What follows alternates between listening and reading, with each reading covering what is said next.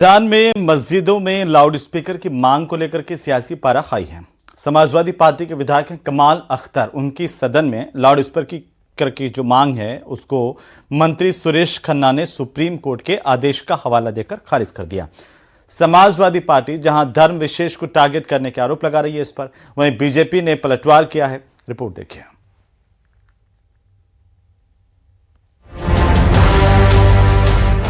UP में रमजान के बीच loudspeaker को लेकर एक बार फिर से सियासत गर्मा गई है।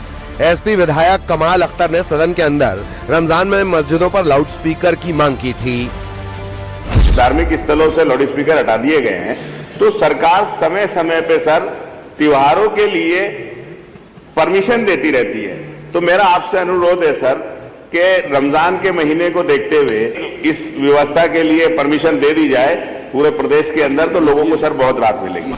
मंत्री सुरेश खन्ना ने सुप्रीम कोर्ट के आदेश का हवाला देते हुए इस मांग को खारिज कर दिया। तो अब आवश्यकता तो है नहीं, जो उस वक्त की परंपरा है जब घड़ी होती रही थी उस वक्त हम किसी की धार्मिक मान्यताओं में किसी प्रकार का कोई हस्तक्षेप नहीं करते वैसे भी, लेकिन ये व्यवस्था चिल्लाने वाली ये इसके बारे में तो सुप्रीम कोर्ट ने आदेश दिया, ये हमारा आदेश नहीं है हमारे पास। एसपी का कहना है कि बीजेपी एक समाज को टारगेट कर रही है, वहीं बीजेपी का कहना है कि एसपी बेवजह भ्रम पैदा कर रही है। ये सरकार कुछ समाज के लोगों के खिलाफ है, जानबूझकर के खिलाफ है, तो है खिलाफ, तो इसलिए सब काम करती है। रमजान का महीना चल रहा है, अगर आप इसी हम विधानसभा के परिसर में खड़े हैं और मुख्य भवन के सामने, लोक भवन के सामने अगर आप शाम को के वक्त खड़े होंगे तो आपको अजान की आवाज़ सुनाई देगी। तो समाजवादी पार्टी का ये जो बयान था ये पूरी तरीके से तथ्यों से परे था और धरातल पे इसकी कहीं कोई वास्तविकता नहीं। रमजान के मौके पर एसपी नेता के लाउडस्पीकर की मांग सदन में खारिज होने पर सियासी वार पलटवार जारी है। Bureau report, news 18 UP Uttarakhand.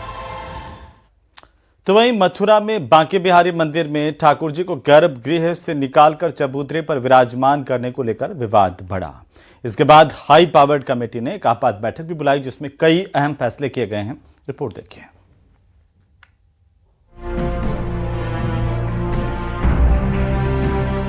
Vrindavan के बांके बिहारी मंदिर में एक बार फिर परंपरा और व्यवस्था को लेकर विवाद हो गया।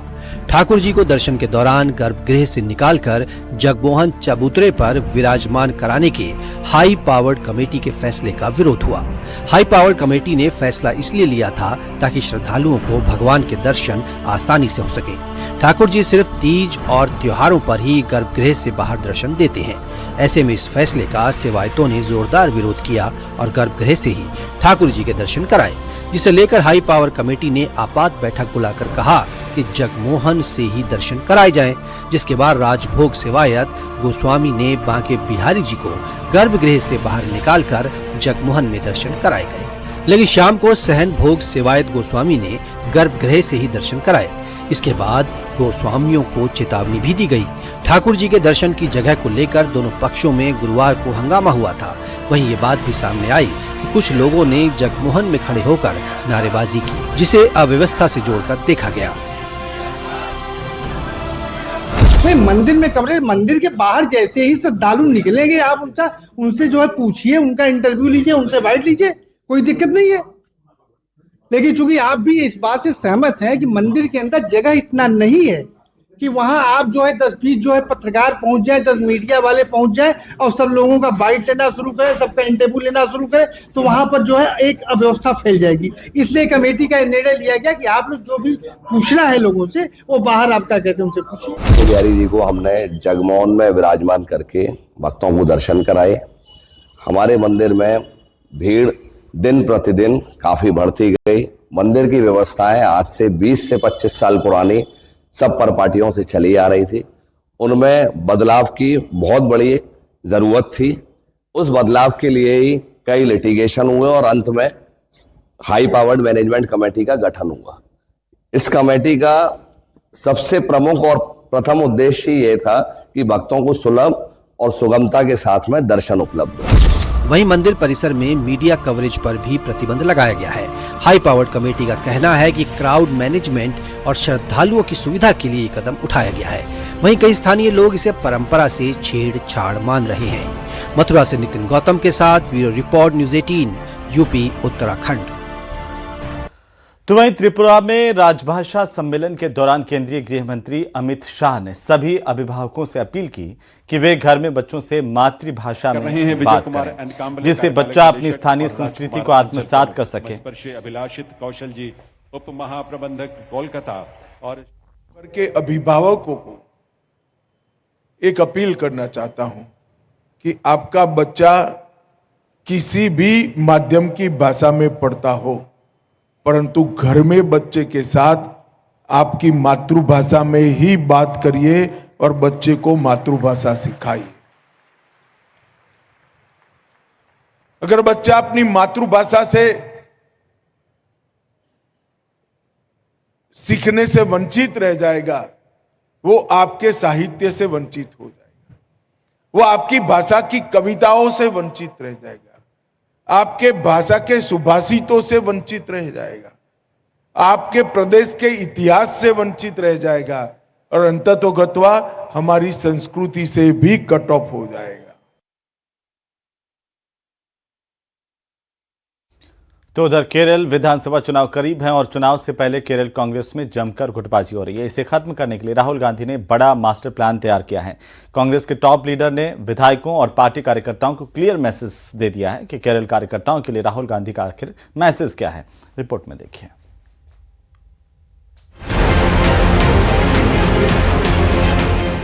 जिस राज्य में हर 5 साल के बाद सत्ता बदल जाती थी, उस राज्य में कांग्रेस पिछले 10 साल से सत्ता से बाहर है। वजह पार्टी में गुटबाजी, नेताओं के बीच सिर्फ उटव्वल। इस बार भी हालात अलग नहीं हैं। हर कैंप अपने उम्मीदवार को मैदान में उतारना चाहता था, भले ही वो दूसरे गुट के उम्मीदवार से कमजोर क्यों न हो। राहुल गांधी खुद सक्रिय हो गए। पार्टी के अंदर मचे इस घमासान पर लगाम लगाने के लिए राहुल गांधी आगे आए हैं। उन्होंने इसके लिए ब्लूप्रिंट भी तैयार कर लिया। सूत्रों के मुताबिक राहुल गांधी ने साफ कर दिया है कि अब कैंप पॉलिटिक्स नहीं चलेगी। टिकट उसी को मिलेगा जो पार्टी के लिए मजबूत और जीतने वाला चेहरा होगा। इस पूरी कवायद की जिम्मेदारी राहुल गांधी ने अपने भरोसेमंद नेता मधुसूदन मिस्त्री को दी है, जिन्होंने केरल से दिल्ली तक कई दौर की बैठकों में घंटों माथापच्ची की, लेकिन सीटों का फाइनल पैनल तय करना अब भी आसान नहीं हो पाया है। 5000 से ज्यादा वोटों से पिछला चुनाव हारने वाले को टिकट नहीं। लगातार 2 चुनाव हार चुके नेताओं की होगी छुट्टी। किसी मौजूदा सांसद को विधानसभा चुनाव नहीं लड़ाया जाएगा।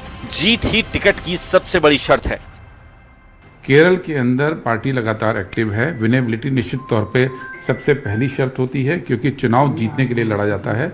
और पिछली बार गड़बड़ हुई, एंटी इनकम्बेंसी नहीं चला, लेकिन अगर आप हाल के लोकल बॉडीज इलेक्शन को देखिए तो एक तरफा कांग्रेस लेड अलायंस की विक्ट्री हुई है। और ये बात सामने आ गई है कि जनता परिवर्तन चाह रही है और कांग्रेस के नेतृत्व में अगली सरकार बनाना चाह रही है। और उसके लिए जो कुछ जरूरी है कांग्रेस पार्टी कर रही है, जमीन पर उतर कर रही है। गांव-गांव में लोकल बॉडीज इलेक्शन में प्रूव किया है और स्टेट के अंदर भी सरकार लाई जाएगी। राहुल गांधी के मास्टर प्लान में नेताओं के लिए भी मैसेज है जो बेहद ही कड़े हैं। अगर किसी नेता ने अपने समर्थक को टिकट दिलाया और वो उम्मीदवार चुनाव हार गया तो उसे 5 साल तक राजनीतिक वनवास झेलना होगा। यानी न संगठन में पद, न सरकार में एडजस्टमेंट और न ही सत्ता का कोई फायदा। इस फैसले का मकसद साफ है, नेता सोच समझकर ही टिकट की पैरवी करें। केरल में कांग्रेस की असल लड़ाई सिर्फ चुनाव जीतना नहीं है, बल्कि मुख्यमंत्री पद के दावेदारों की संख्या भी है। केरल कांग्रेस के कई नेता ये जानते हैं कि अगर उन्होंने अपने समर्थकों को ज्यादा संख्या में टिकट दिलाया तो ज्यादा संख्या में जीतकर वो विधायक भी बनेंगे और मौका आने पर उनके मुख्यमंत्री पद की दावेदारी का समर्थन करेंगे। यानी ज्यादा टिकट, ज्यादा विधायक, सीएम पद पर मजबूत दावा। इसी समीकरण को तोड़ने के लिए हाईकमान ने सीधे दखल दिया है। मुख्यमंत्री का चयन विधायकों की राय से होगा। सीएम विधायक, सांसद या तीसरा चेहरा भी हो सकता है। बहुमत का समर्थन ही अंतिम फैसला। पार्टी में असंतोष कम करने के लिए एक और फार्मूला बनाया गया है। टिकट मांगने वाले दावेदार जिनको टिकट नहीं मिलता है उनको सरकार बनने पर निगमों में, बोर्डों में या फिर सरकार के किसी पद पर एडजस्ट किया जाएगा।